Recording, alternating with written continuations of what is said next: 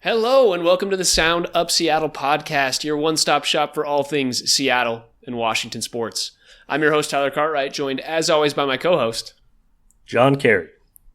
And we are here today recording 2 episodes, so bear with us if we get a little tired next week. Just trust us, it's going to be a lot of work, but we're very excited.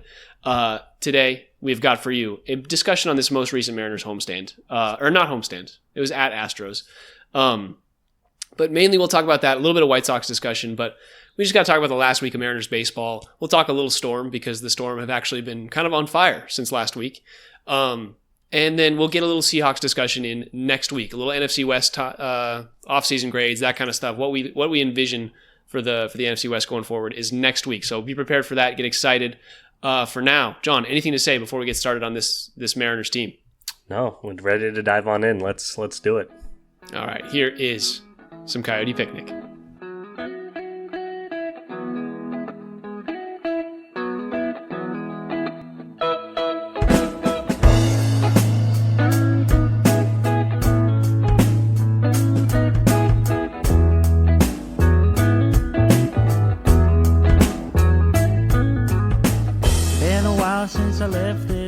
All right, John.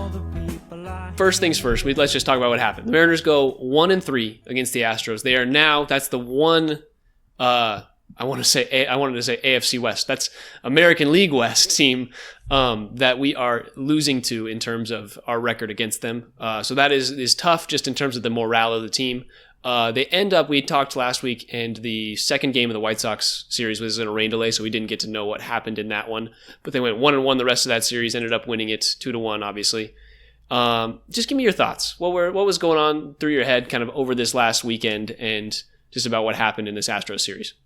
Yeah. I'm not going to be upset about, winning 2 out of 3 against the White Sox. Winning series is the most important thing. To not put up a single run in that Tuesday outing, the 0-1 loss, that one was tough. Disappointing, but it was what it was. I think the main discussion this week will be on the Astros. And yeah, it was a disappointing week. Starting pitching was largely terrible, with one notable exception. And yeah, I just think we need our pitchers to come back healthy. Is the big blaring banner going off in my head. And yeah, just a bummer because this team's been playing so well. It's just a bummer that it had to happen to the Astros. Of all these teams, give me 100 losses to the White Sox before we lose 3 or 4 to the Astros. But that was the situation. A lot to talk on both sides of the diamond. And yeah, lots of specifics. Yeah, I think looking at this Mariners team, I think the gut reaction that I'm having right now is that this team is regressing towards what we have seen in the offense that has, been over the last couple of seasons. When they're at their worst, they're really striking out a decent amount and not stringing together hits or singles in the way that we've seen early on this season, right? There are a lot of feast or famine when it comes to home runs being the main source of offense and that kind of thing. And, when you're a Mariners team that has seen a lot of success earlier on in the season in terms of, kind of the older school style of baseball where you're, moving guys along, keeping the lineup moving, that has been the recipe for success. And they've kind of diverted away from that over the last little bit. Even that Padres series that we won, swept them in 3 games. That was all, a lot of home runs. I think most of those runs were scored off home runs. And so you can see the feast or famine when it comes to the last week and a half of, granted, it's 10 straight road games, not a lot of games at home over the last little bit, but you see the famine when it comes to this Astros series, and the most runs we mounted was 5 in the 5-3 win. The rest, we only scored 3 in 3-1 and 2 in those other games. And it's just not that brand of offense that we come to expect from this team. And we talked about it last week. They're kind of regressing back to the norm. The pitching has kind of figured out the offense, and we talk about it all the time. It's like the pitching comes in, figures out a way to go up against the hitting, and then the hitting will figure out a way to revert back and kind of take charge of the situation. And it's kind of the ebb and flow of baseball, just like in any other sport.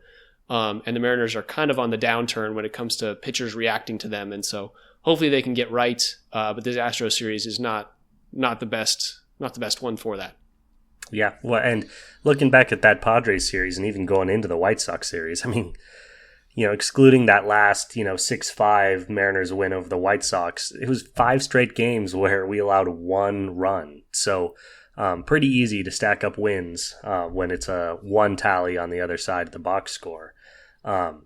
Even though our offense was a little more consistent in those games, our pitching was excellent. I think what we really saw in the Astros series was, just kind of the exhaustion of talent in this starting pitching rotation, San, Logan, and with all these injuries that we've had.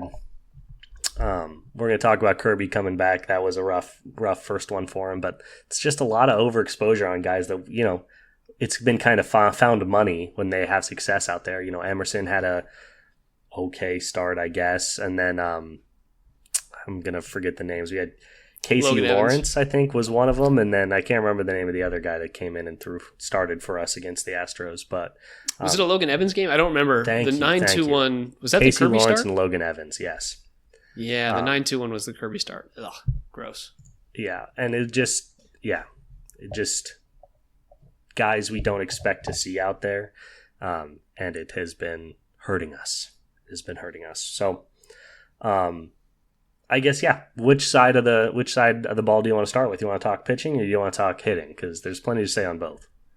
I think hitting we'll probably discuss more of when it comes to the floaters and flounderers and kind of what's been going on the last week or so. So let's talk just pitching in general. And let's start with the Kirby start and kind of what we saw coming out of that, because he looked great for the first few innings and then the wheels kind of fell off. It looked like they kind of figured him out after a little bit. He was struggling with his command, things like that. So talk me through what you saw with that one and what we saw just in the entire game going through it.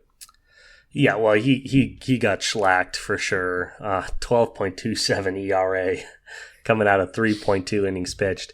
And I wasn't super impressed with his command right out of the gate. He's a guy that relies so much. He's always been a contact pitcher who relies on just like putting the ball right where he wants to, because he's 96 mile an hour fastball guy. He's not throwing jets out there. And I guess the first thing I'll say is obviously a very discouraging start. I'm not worried about George Kirby. It's his first game of the season. He hasn't played in a competitive game since last year. So, no surprise to see some rust on the old gears, but he looked rusty. His control was a little iffy, and you could tell the Astros just came out with the mentality of, this guy's going to be trying to find it. Let's not let him. And they did a good job stepping on his throat early. Yeah, I think it was kind of a matchup of two guys that are a little bit slower pitcher. Lance McCullers coming back off injury this season too. Like just a matchup of teams kind of rekindling old pitching matchups in terms of like McCullers and Kirby. It's been a minute since we've seen McCullers, and obviously the Astros haven't seen Kirby yet this year. But they're guys that these teams have seen before. And so in that sense, McCullers only goes 4.1 innings throwing 91 pitches. Like the Mariners offensively did a decent job. The really what it came down to was George Kirby, and just like I feel like he was not fully vamped up and like ready to go super deep into games. Maybe he's just getting tired out there when it comes to, he threw 72 pitches. Like he didn't really throw that many pitches, but at the same time he's been rehabbing, hasn't really done much. He also gave up 5 earned runs in 3 innings. I think that's more of the reason he got pulled than fatigue. But but in the same way, it's like those runs came late. It wasn't like they all came early. I think they didn't allow a run for the first 3, and then in that 4th inning, I guess the 3rd inning, he gave up 2, and then the 3 in the 4th, and just had to get pulled. But it's like, it was a solid start, and then I think fatigue might have set in. Mariners were up 2-0 at the time, when he gives up 2 runs in that 3rd inning, and it's like, okay, we can maybe resettle, and he just didn't, which doesn't feel great. You're looking at it, and he's like, this is the guy that's supposed to come back and be dominant, but at the same time, you got to understand that it's his first start back, and we're not going to set our expectations too high. We've done that plenty of times. So should have put him in against the White Sox. That's on us. We put too much on him in his first outing against this Houston team. But one thing to note is he only had 1 walk. Like it wasn't. When I say loss of control, I'm talking about that from the perspective of a control specialist like George. He's not. He didn't walk 3 and it just got away from him. But I do just think I think even at bat, the like slight movement he's putting on these balls, little more, little less, he's got great movement in all directions depending on the pitch that he's using. And I do just think he can adjust as necessary. The fact that he gave up, 6 hits in those, 5 outs that led to him getting pulled, just showed, he was throwing them in the strike zone, but just wasn't putting them exactly where he wanted, or he was putting them right where they wanted, and Houston had just scouted the absolute shit out of him. But either way, I think he will bounce back. I'm pleased to see he didn't have like 3 walks, Yeah, I think at the end of the day, what we saw from Kirby is something that is not the reality. It's just kind of a one-off that I think we'll see improvement from going forward. It's kind of like, early season Luis Castillo is not all that great, and then he gets warmed up and he gets consistent, and that kind of stuff is good for pitchers. So I think, we'll talk more Kirby as he gets more starts under his belt, but I'm not too worried about it. And maybe we'll talk 6-man rotation at some point in this pod, just because I think that's a point of contention with the Mariners fans once we get Bryce and Logan back. So maybe we'll talk about that later.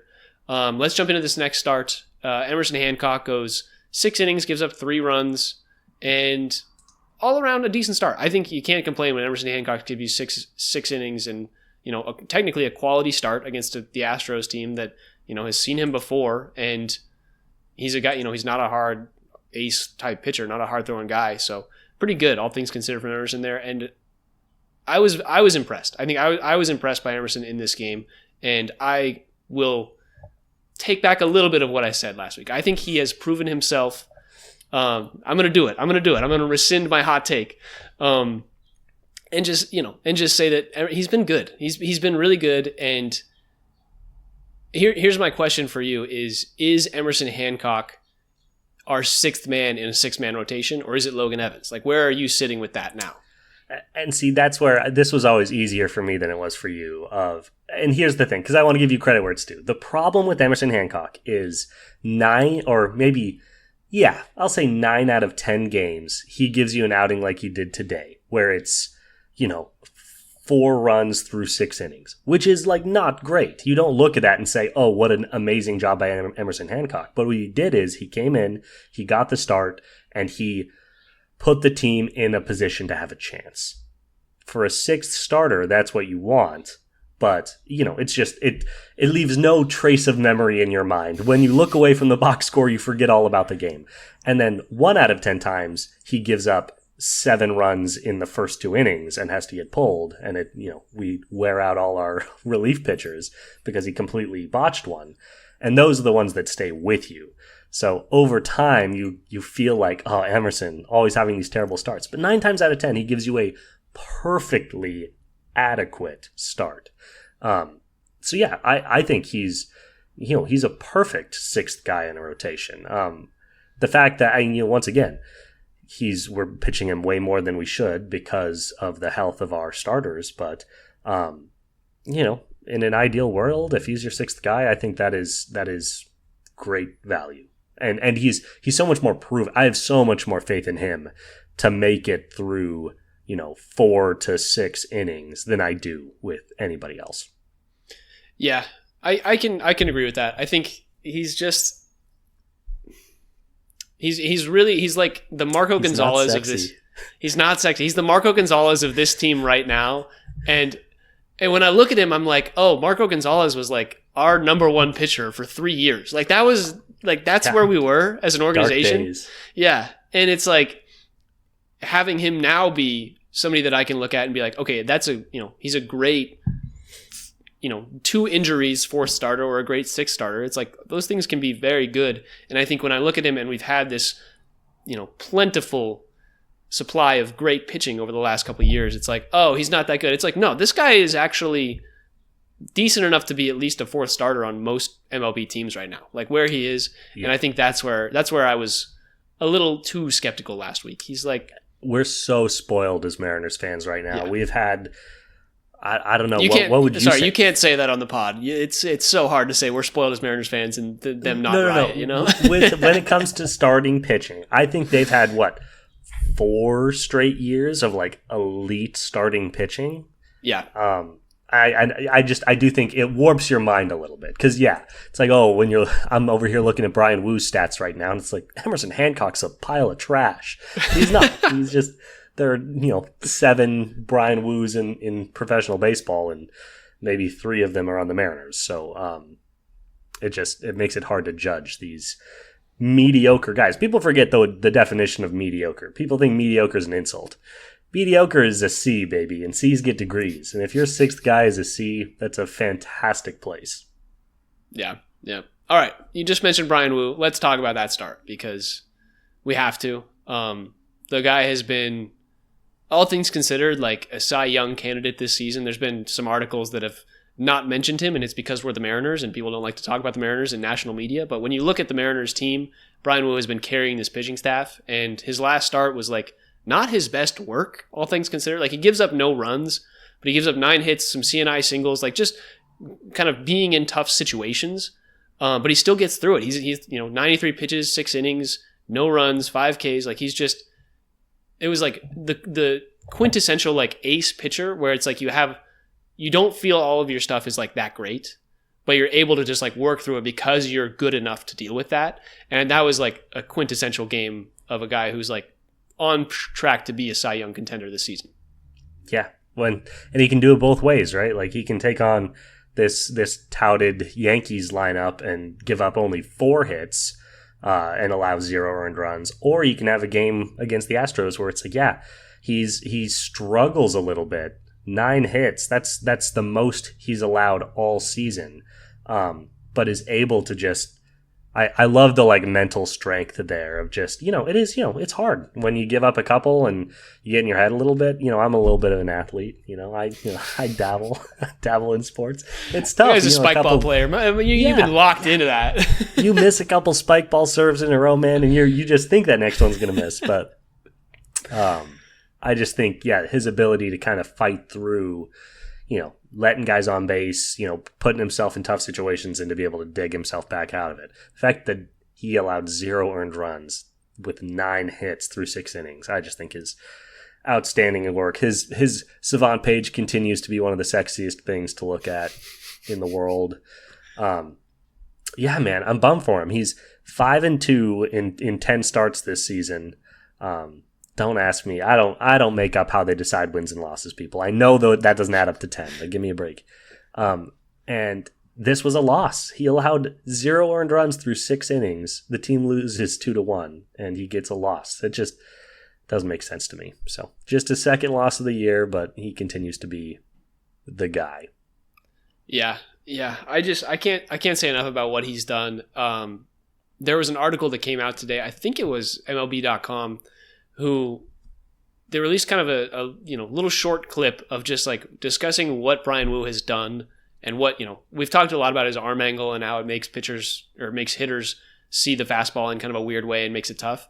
But people remember a couple of years ago, like the reason that people weren't very high on Brian Woo was because of his arm angle and the fact that like he really couldn't pitch to lefties. Like lefties had an over 900 OPS against him in 2023.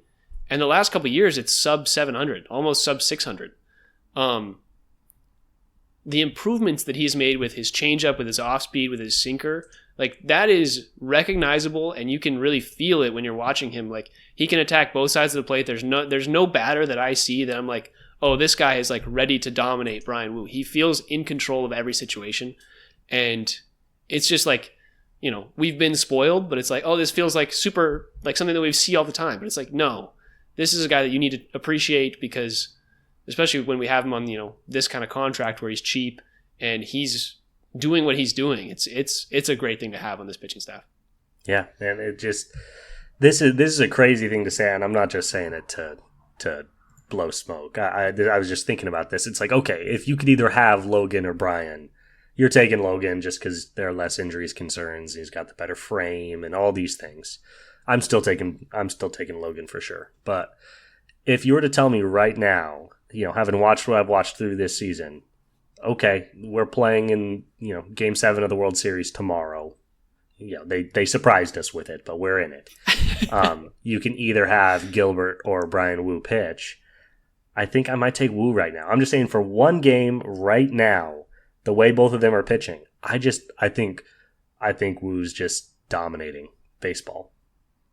It's one of those things that's like he's kind of on that Tariq Skubal level, who's just been like he feels himself that he is the best pitcher in baseball, and he is coming out every single game like trying to, with the Anthony Edwards mentality, like I'm trying to kill this dude and I'm trying to get these people out. It's like whatever it is, like these guys get that kind of confidence, and that's just like I really love the way Brian was approaching it. Like why this weekend I had the most like free time that I've had in a little while to just like sit and watch Mariners baseball.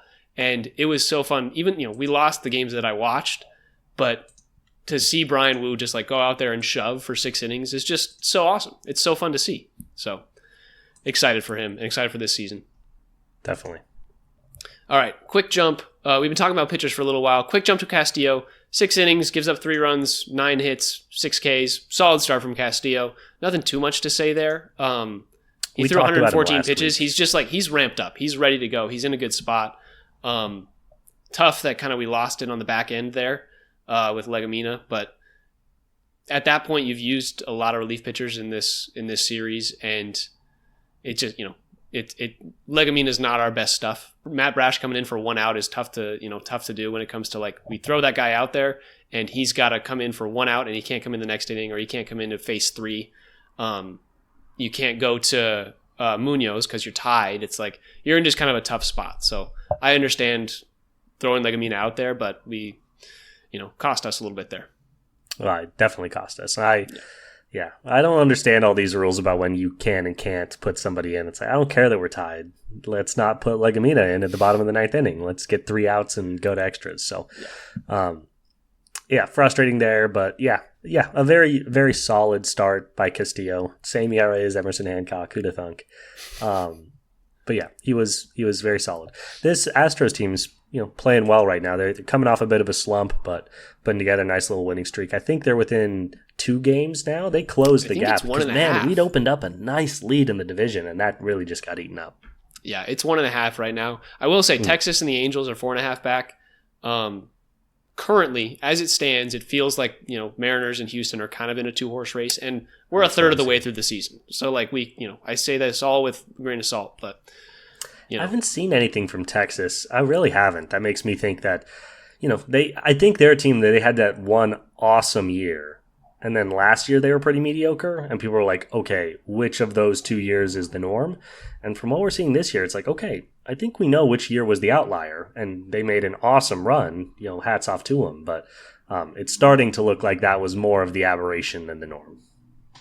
Yeah, I think they just didn't account for like the confluence of young guys being good and older guys being good was like perfectly in 2023, and then since then, the young guys are very average and they haven't really stepped up into those roles of being great, and the older guys have just gotten older and gotten worse. So good for us that Texas is not as good. The Angels being 4.5 games back is quite shocking to me, to be honest. They had a hot start and then really crappy month or so. I think it was April. They were decent, and then May was like late April, early May was rough, and they've kind of turned it back on. So we'll see how the Angels can fare, but I'm not expecting them to creep up. And the Athletics, surprisingly, 7 games back. I thought they would be better, but it is what it is. Yeah, it always surprises you a little bit, but a lot of baseball left. Yeah, Mariners need to figure out that thing about the old people getting worse before we sign all these free agents. We love signing these 34-year-olds, I swear to God. Can we just sign a 29-year-old free agent just once? All right, I think we can just do it. We can just jump into Floaters and Flounderers. Does that sound good? Sounds great. All right, I'm going to go first, and I'm going to talk about a guy who we've had a lot of praise for and has been really good through this season, but right now, our guy Jorge Polanco is, we'll say, struggling in the month of May. Guy's hitting 155, 234 on base, 241 slugging for a 475 OPS in the month of May. 9 for 58 in this month. He's just got nothing going, right? He's got 1 home run, just no power, no feel. And obviously what happened, and everybody's talking about it, it's the adjustments that have been made against Jorge. And so basically he's a lefty. He's only batting lefty. Anytime there's a lefty, that pitcher that comes in, he's out of the game. So it just kind of puts you in a tough spot. It's been a tough month for him, and the adjustments need to be made. And it needs to be soon, because the longer that this goes on, the first of all, less value that you have if you want to say trade him or something like that at the midway point of the season and try and get something from a guy who's basically just a DH at this point, and you're duplicating that with Mitch Garver. You basically have two of the same guy. But he needs to just like figure out what the adjustment was made and then adjust back. And I don't know. I'm not sure. I haven't looked at Jorge Polanco's splits over the course of a season in terms of how he's, adjusted previously. But he's a guy who we need to see adjustments from, like I said. Otherwise, it's not going to be looking good. Yeah, it's really amazed me. I've always been a casual baseball fan, and even there have been seasons where I really lock in, but I'm not analyzing statistics, to the degree that I have for this podcast. And it blows my mind the way that guys can have just an unbelievable 2-month stretch, like Jorge had, and we had that from Victor Robles last year. Remember, where he just came out of the gates and was batting .370 for 2 months, and we're like, oh my gosh, is this going to last forever? And then it came down, and that, it's the opposite of surprising to see this happen to Jorge.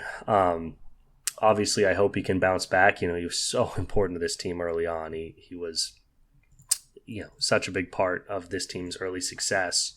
But the truth of the matter is that we were always expecting his average to end back. I told you I'd be really happy if he ended the season over 270. So for this slump to happen, it was always going to happen. It's just about how can he bounce back from this and become a part of the offense again. So if anybody's holding their breath for 330 Jorge with all that power he was generating, I would probably just breathe now, because I'm not sure that's ever coming back. But if he can step into, a more manageable role, that would be great. And what I'm really looking for is, this is baseball. People go up and down. Who is going to be up for us? Who's going to have a month-long stretch where they're batting .340 now? Julio and Randy have both been, moving in the right direction. I'd like to see it coming from the top of our lineup, but it could be anyone. So it's kind of who's next. But yeah, definitely a rough go of it for our boy. Yeah, I think the other thing to look at is like his expected batting average is still high. Like it's still, he's hitting the ball and putting it in play. He's not striking out a ton or anything like that. So I think what you can say is that maybe it's just some bad luck in this month. Maybe the pitchers have figured, okay, we need a shift, or the defenses have figured maybe we need a shift to here. He's hitting the ball up the middle more, so we got to defend that. Maybe that's what people have seen, and they're adjusting to that defensively, and it's not necessarily the pitch selection. So we'll see. We'll see. If he can find a way to adjust how he's hitting the ball, whether it's a different launch angle or something like that. Because we saw a lot of balls that went through that. What is that? The 3-4 hole. The between the first and second baseman. We saw a lot of that early in the season, and I think it's kind of cooled off a little bit recently. So maybe that's what they did. They moved the second baseman over, and they've been kind of smothering that. So who knows? Who knows what has happened to Jorge? I definitely have not seen anything in terms of his, baseball savant, StatCast, all that stuff. I haven't seen anything that would be like, oh, this pitch has been really messing with him. But, we'll figure out what it is. It's statistics at some point too, man. It's like these numbers are all so low. The idea of somebody doing something 40% of the time and it's amazing, but then they do it 20% of the time and it's a disaster. Baseball just lives in this really narrow statistical window where it's like, yeah, of course, if the best people only do it 40% of the time and then they find themselves for a month doing it for 20% of the time, that can't be a surprise. So yeah, I just think sometimes people can do the exact same thing in the exact same way and the results are a little bit different. So we'll see. We'll see what he has coming back. I want to turn it around. Instead of talking about a much maligned guy that we then fell in love with and are now falling out of love with, I want to talk about a much maligned guy that we continued to malign almost constantly, but just have something nice to say about this week. And that is every Mariners fan's favorite player, Mitch Garver, making it onto the list as a floater. Wow, wwho would have thought? In the year of 2025... Mitch Garver making it as a floater for this Mariners team. The 34-year-old righty. I guess the first thing I just wanted to note is his numbers have been trending in positive directions. He's already better. And it's honestly kind of nice looking back at his 2024 to just remind yourself how disastrous it was. 172 for an entire season. Yuck. But he's doing good. He's up to 229 batting average. He's 243 in the month of May, which is totally positive. If we get 243 from Mitch, that's found money in my experience. But the real reason he's on this list is because it was a week of offensive struggle. And during the back end of that offensive struggle, he accounted for 3 of our 4 runs scored in the final 2 Astros games, coming on 2 hits, a single and a double. So now, he's not breaking any records with his performance this week, but he accounted for a significant portion of our runs scored, and I just thought the boy deserved a shout out. Yeah, I mean, to be quite honest, if we looked at Mitch Garver this season and we said, hey, he would have on the season, let me pull up his splits right now. On the season, he would have a 229 average, which is kind of weird because I feel like, his month of April was 237 and his month of May was 243, so it feels low. But he's been hitting pretty. When you bat 125 in March. Yeah, and it shows you the value of those. The small samples can really affect it early on. 229, 354 on base, 289 slugging for an OPS of 643. Like, it's nothing to write home about. But if we had said, hey, Mitch Garver is going to be like a WRC plus, a 98, 97 guy, we would have taken that 10 times out of 10, having the year that he had last year. It's like, oh, anything like that is just so much better than we could have expected. And the adjustments that he's made have been very nice. Yeah. He can come in, be a good enough backup catcher for Cal Raleigh to actually have a day where he can DH, and it's not like a concern that Mitch Garver is in this batting lineup. He's also walking, I said this before the pod, he's walking 15% of the time. Like, the guy is walking a very, very good amount. He's striking out 26% of the time, and yes, when he strikes out, it feels massive because it's Mitch Garver, and we all have grown to like despise the guy, but he's, all things considered, been a little bit below league average hitter. Like, he's been decent enough, and I think you are right to be like, hey, this guy at least right now deserves a little bit of talking about because he's been good. Yeah, the walk rate stuff's been excellent. His walk rate and chase rate are both, top echelon of the league, and that's the one positive thing he took over from last year. Last year, he decided to just not swing at baseballs, which was great for his walk rate, not so great for his average or avoiding strikeouts. But the man's swing rate was not visible on Baseball Savant. It didn't exist. But he is still walking good. He's just swinging again, which is nice. Another positive note for him is he has 5 stolen bases over his 9-year MLB career, and 3 of them have been this season. Man's getting a read on the pitcher. What can I say? Unbelievable. He's unlocking a part of his game he never knew he had. Sprint speed is 17th percentile, but that man's got stolen bases galore. It's it's just all about read and feel, man. Intimidation. The one I think, obviously he's negatively regressed over the last couple of seasons. We thought he was really going to be something when we got him, but from 2023, when he batted 270, you son of a bitch, you were batting 270 in 2023. He also had a 500 slugging rate, which is just, 19 home runs that season was really nice. Last year, he still had 15 home runs, but his slugging dropped to 341. This season, he's down to 289. He's only hit 1 home run so far this season. So the power generation has really not been there for our guy, and has been trending negatively. I don't really have a follow-up on that. I think that might just be the case. That's just a thought. He's just old. He's 34. Like, it's he's getting, players that get old can't hit home runs. We watched Justin Turner do that at 40 last year. So it's like, what can you expect? I will say, when you hit 172, it's hard to have a slugging that is much higher than 341. It's about as high as it can get. That's actually a good point. It's probably a really good slugging for what he's hitting. So all things considered, I think Mitch is on the right track, and maybe in the summer months he'll generate a little bit more of that power that you're asking about. But for now, I think him plus Jorge is kind of a weirdly okay platoon that has worked relatively well when it comes to the DH spot. Imagine having like Mitch Haniger in this spot. I think Mitch Haniger would be doing even worse. He was just so underperforming last year, and it really felt like it fell off. So hopefully Mitch Garver can just at least stay about league average. Anything to say before I jump into my next guy? No, that's all. Garver got more time than he deserved, but just wanted to shout him out. All right. Well, we definitely gave this guy a floater mark at some point. I think it was right when he got called up and was a couple weeks with the team. But at this point in the season, he's a flounderer. And the reason he's a flounderer is not because of how he's playing necessarily, but it is how the team has to play him. Because Ben Williamson, currently, as it sits right now, has the 6th most at-bats on this Mariners team. He's got 123 at-bats. He came in late to the season, but he's playing basically every day, and he's hitting 236. He's not actually hitting that horrendously, but his last 50 plate appearances have been rough. It is not looking great out there. His expected batting average is 238. Like he's everything that is happening is what is expected from this guy's bat to ball skills right now. And in the month of May, he's hitting 219, 250, 247 with a 497 OPS. The real key there is the 247 slugging. The guy has presented no power for this team at all.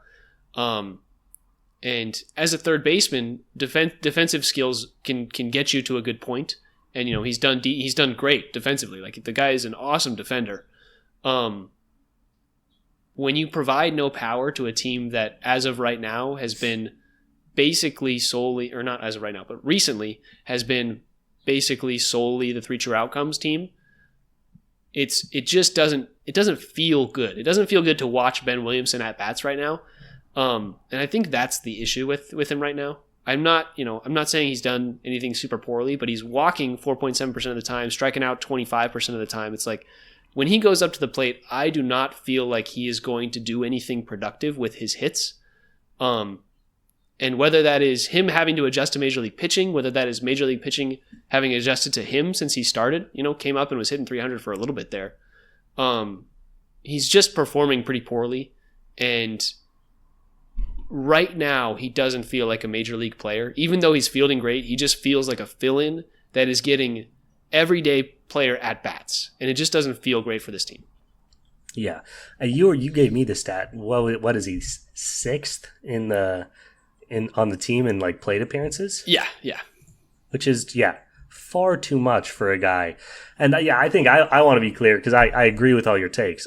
I'm not necessarily critical of Ben. He's a rookie. He's a 24-year-old rookie. He's 6th in plate appearances. He is being classically overexposed. I've been really impressed with his ability to just like keep at it. Like the wheels have not come off. He was batting 260 in April. He's batting 220 in May. He's still, above 230 average. That's a playable guy. And yeah, the advanced metrics are bad. He's generating no power, which is bad. And it kind of feels worse than it actually is too, because to your point, since we're such a 3-2 outcomes team, it seems right now, which is so opposite of what we wanted. When he gets singles, which is all he does, they don't feel valuable because they so often go wasted. So it's a really tough spot for him. I've been pleased with his consistency. But yeah, recently it's been getting a little bit worse. And I think more than anything, it's just been enough time now that it's like, oh, yeah, maybe he'll get a home run next week. Now it's like, okay, I really don't think we can rely on any power from this guy. So I hope that can come along. I mean, he's 6 foot 210. Like he's a big guy. He should be able to generate some power at the plate. But it has been non-existent to this point. And I will say, when he was coming up, he didn't have those expectations. Like he came up being a defense-first fielder, but what that is equated to as of right now, and he's played basically a fourth of a season in the MLB, and that is equated to .1 WAR. And that's just like, that's a replacement level player when it comes down to it, which is fine. But as your third baseman, a source of, for a lot of teams, great offense and good enough defense, it feels like a spot that needs to be improved, and he can be sent down, needs a little bit more time to just like marinate in the minors, that kind of stuff. He's just been a replacement level guy, and it doesn't feel like that. Like he's batting 8th, and it doesn't feel like that spot has any value in this lineup right now, which just none. Which it's true. It just kind of He's sucks. also like It wasted sucks. where he is. Like I like the guy. I think everything that he's doing is great for this team, and the team needed him to do it, and they still technically need him to do it. But there are better players out there than Ben Williamson, and the Mariners might need to get one if you're really pushing for the playoffs this season. Like having Ben Williamson in a playoff roster, I don't think would feel good at all as a Mariners fan. Like at this point, I feel like we need to make improvements at those corner positions. We've talked so much about first base, but it's like those corner positions need to be better for this team to be as great as we hope that they can be. Otherwise, watching Ben Williamson take at bats in playoff baseball is just going to feel so bad. Yeah, that's so real. I'm trying to look at his total runs scored this season. He is 15. That's crazy. He scored 15 runs this year off 29 hits, which is actually, that's better than I would have expected, but it's still, when you are a guy that generates singles and you're batting 8th in a lineup, it's just a tough spot. I'd rather have a guy batting 120 but hitting 20 home runs over the course of the year. You'd rather have Rowdy there? Yeah, absolutely. I'd rather have Rowdy there because it's just like, Ben Williamson would be more valuable to the team as the leadoff guy than he would be at 8. Not that that would be a good fit either, but it's just a bad combination of his skill set and where he slots in. And he's a guy that's like, there are aspects of his game that have impressed me through his rookie season. I would rather send him down to AAA and in a couple of years get the best version of him than just have him toil away and never reach that peak. I'm not sure what value we are drawing from him now that, wouldn't be better off investing in his future. Yeah. You know what he did? He did the accelerated Josh Rojas from last year. Josh Rojas had a great first couple months and then just like slowly but surely just dipped into like that 220 average. And that's just what Ben Williamson has been doing, but it's just been accelerated because he came in late and it happened quickly. And he's playing great defense, just like Josh Rojas did. But third base is it's kind of like the tight end position that I've been clamoring for the Seahawks. Like it's a position that I think has a lot of value for a lot of teams. It's like a lot of guys come in, and I'm thinking of like Nolan Arenado, who's been doing great things for the Cardinals. We could have traded for him. Granted, it would have been expensive, but we could have traded for him, and that would have been God forbid a spot that would have been so good. And it's just like there's a world where this Mariners team really can change our perspective of them with one or two moves, and it could happen so quickly. But right now, that bottom third of the lineup just looks rough, and we knew it coming into the season, and it felt great when Jorge was doing great and Miles Mastrobuoni was actually performing. But right now, everything's fallen off the rails a little bit in that bottom third of the lineup, and it's a little tough to watch sometimes. Anyways, Sorry, that was a rant that needed to happen as Mariners fans, but we can move on. No, that's totally fair. A good note for you too. I misspoke before. I was talking about how Polanco was playing like who did I even compare him to? I can't remember, but Josh Rojas was the guy I meant. Josh Rojas is the one that came out. He was batting like 300 to start the year. Remember, we were talking about how much we love Josh Rojas. Yeah. Polanco's doing the Rojas. I've already forgotten about our boy Josh. I think what happened is Josh Rojas had the Mariners season. Like that's just like a typical Mariners season. Like, oh, this guy was great for the first month and a half, and then they turned to absolute garbage. So Robles, I compared him to Robles, but no, Robles came in and was awesome and was pretty much awesome until the end of the season. Yep.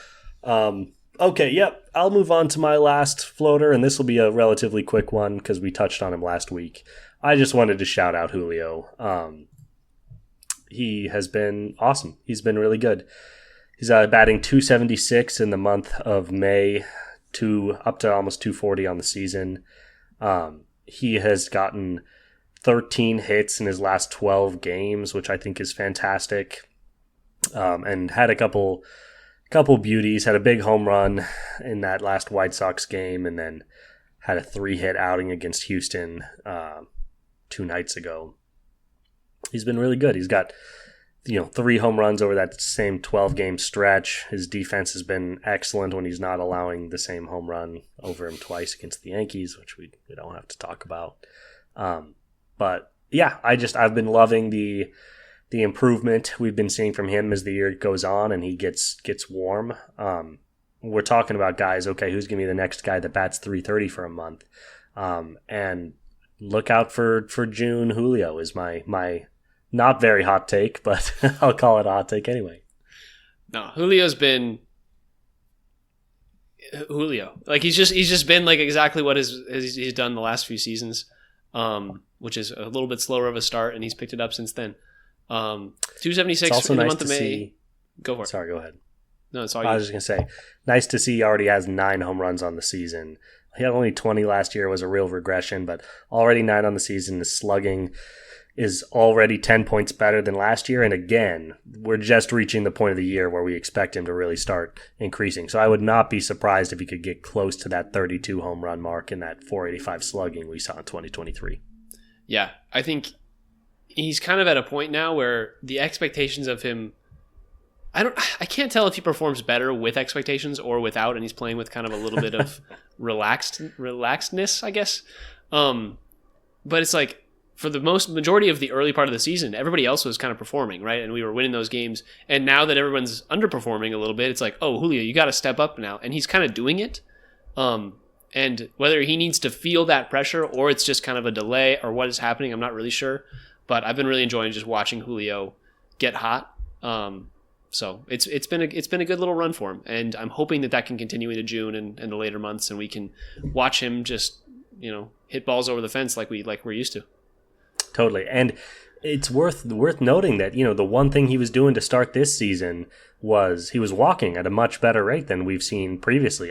Historically, he was 37th percentile in walk rate in 2022 his rookie year, 26th percentile in 2023, 22nd percentile in 2024. He's all the way up to the 50th percentile this year. So that's significant growth in his, and you were actually seeing, and it kind of mirrors with what you would expect. He was turning into this big superstar, big home run guy, home run derby, and you actually saw his walk rate drop over the course of his first 3 years as he just got less and less patient.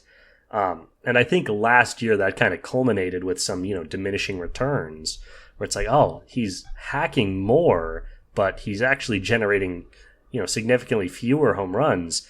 And I think it was just a kind of a general at-bat mentality that had to just kind of get reset. And I've been really pleased with the way he's been able to combine powerful, aggressive Julio with I'm not going to swing at garbage Julio. And yeah, I think a big part of that is I think he's great when there's pressure. He's also great when he's not the only one doing things. And I do think just having a guy like Randy there, just another big name that people can spend time pointing and yelling at is very valuable. So, yeah, that's been positive. Yeah, there was an MLB, I think MLB.com article or some Mariners related that Daniel Kramer talked to Julio about his kind of approach over the last little bit. And he said that he's been trying to swing earlier in counts because that's when you're going to get better pitches. They're not put away pitches. They're pitches that they're trying to get over the strike zone.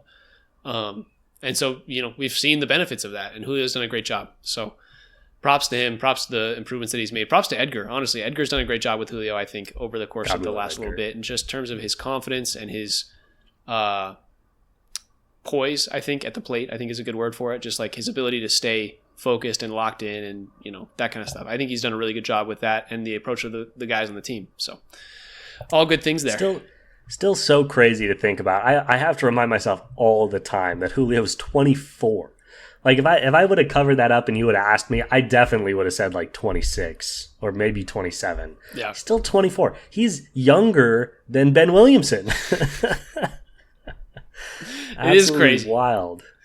Oh, all right. That is going to do it for our Mariners discussion. I do have a question for those of you listening and or watching on YouTube. Hey, drop a comment. If you guys like kind of this statistical analysis that we're doing, let us know. We like doing it because it's a way for us to kind of check in on all these players and kind of see how they're doing on a week-to-week basis. But if you guys want, more storyline-based discussion about the Mariners, kind of, what has been missing from this team, trade talks, we can do that. Trade talks, I'm sure, will come more later, but stuff like that we can definitely do. So just let us know down in the comments, and we can make adjustments. We're flexible people. I know John doesn't like to, but don't cater to these plebeians. They don't. You take your gruel and like it, listeners. We want to talk about WRC Plus, and you just have to deal with it. I don't even want to talk about WRC Plus. I want to talk about batting average and home runs. John, the gruel is what is about to come, which is the Seattle Storm discussion that we're about to have. You guys better listen to this, and you better like it. The start of this season has been anything but grueling for the Seattle Storm, I'll tell you what.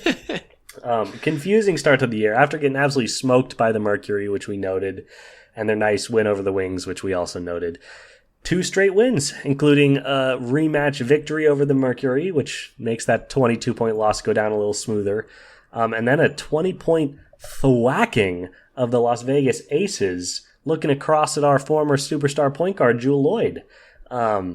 So yeah, they are 3-1, second in the Western Conference, and obviously a very short start to the season. But what are you thinking about this team? Not much has changed in the discussion that we had last week, just about kind of the makeup and how it looks. One thing that I will note is like defensively, that's been the big thing, is like this team can play defense at a very high level, and I don't think we were ready.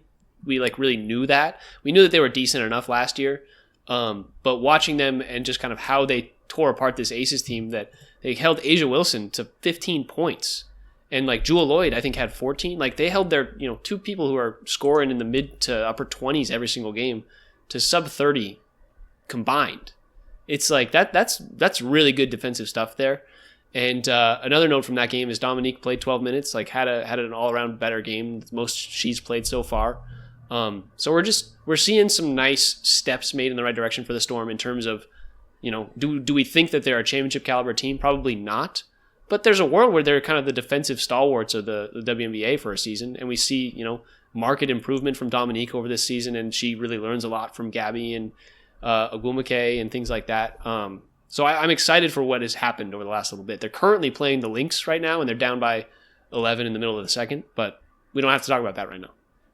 Yeah, it's been obviously very much a 2-person show. I mean, Nyeka is averaging 20.5 points and 10.3 rebounds, just, a dominant double-double machine, leading the team in scoring. And Skylar is almost averaging a double-double too. She's at 19 points, 9 rebounds.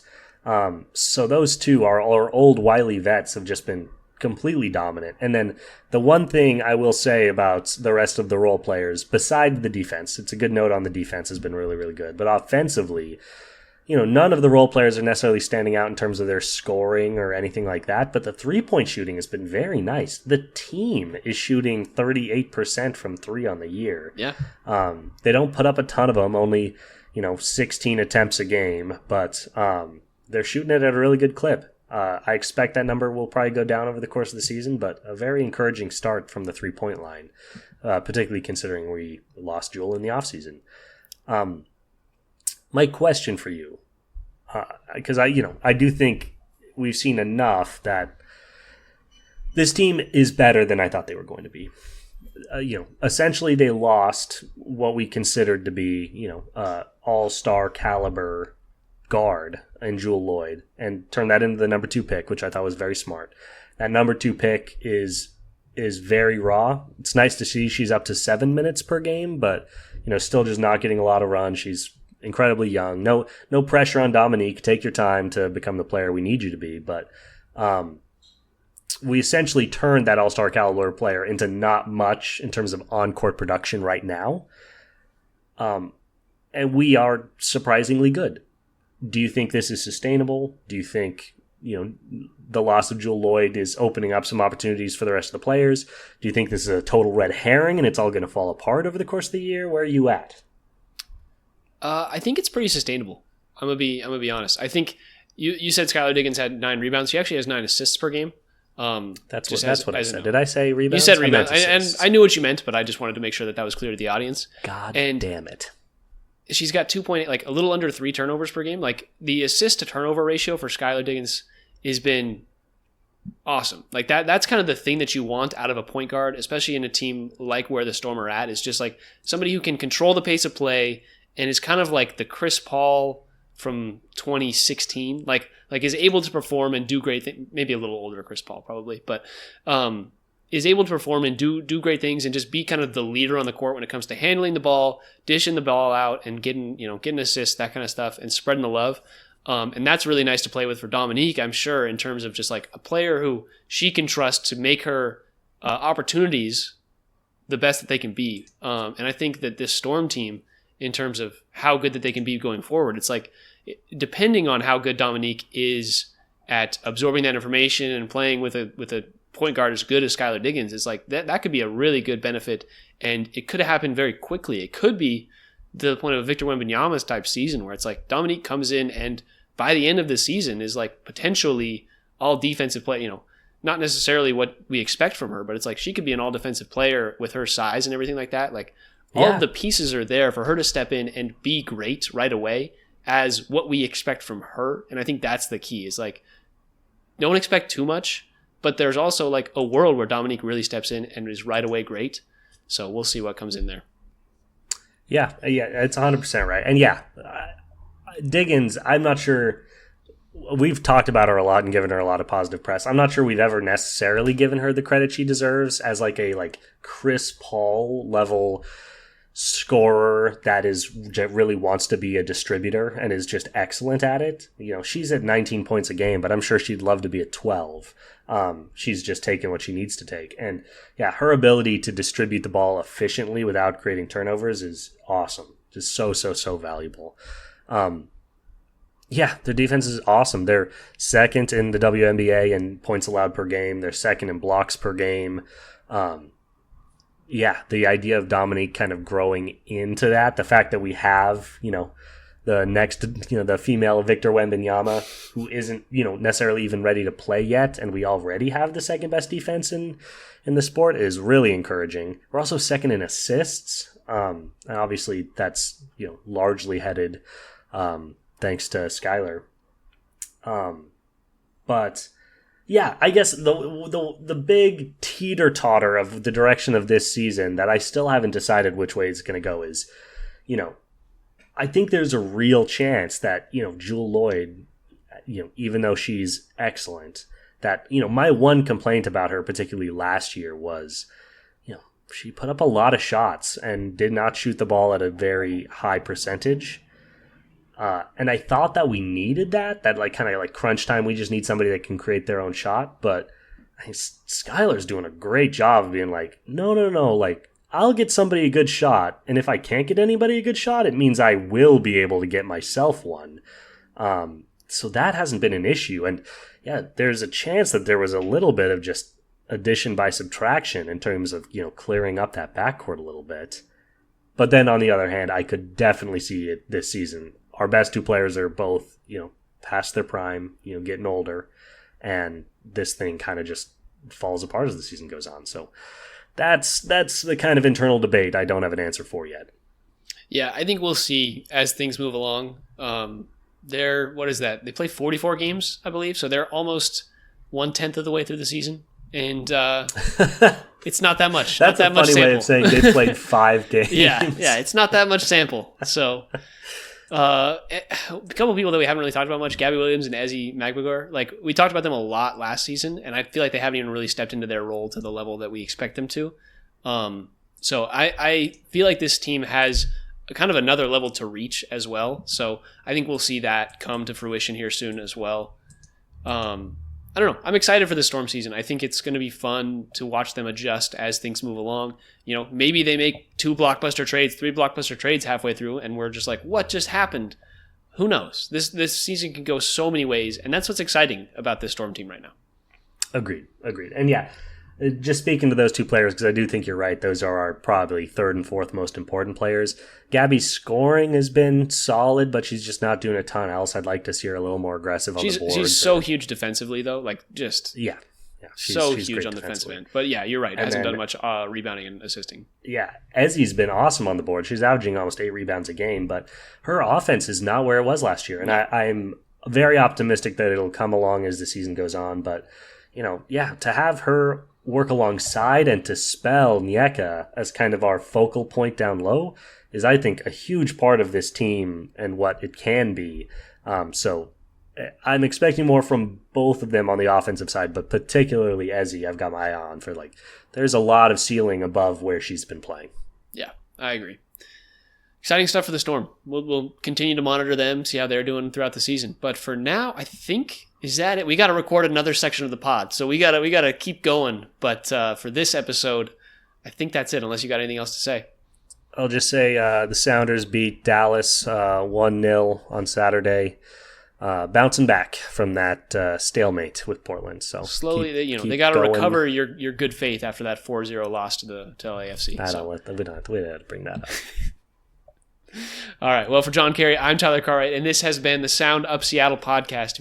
If you enjoyed this episode of Sound Up Seattle, please feel free to give us a like, comment, subscribe on YouTube if you're watching us on YouTube. Do all that good stuff. You can find our podcast on Spotify, Apple Podcasts, or wherever you're listening to this right now.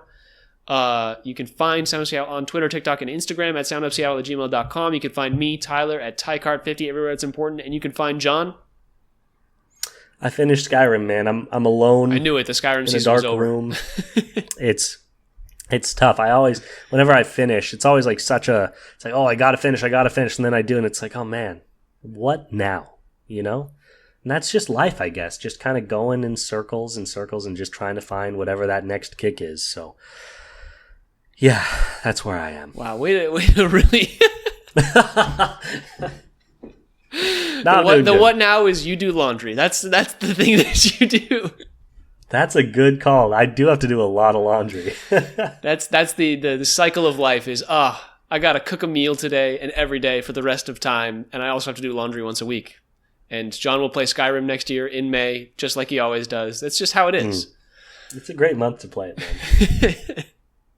All right, with all that being said, let's go Nerds. We didn't even talk about this Nationals series, but this is exciting. This will be fun. Yeah, I'll go to one of those games, so that'll be good. Go Storm. Why not? Let's go.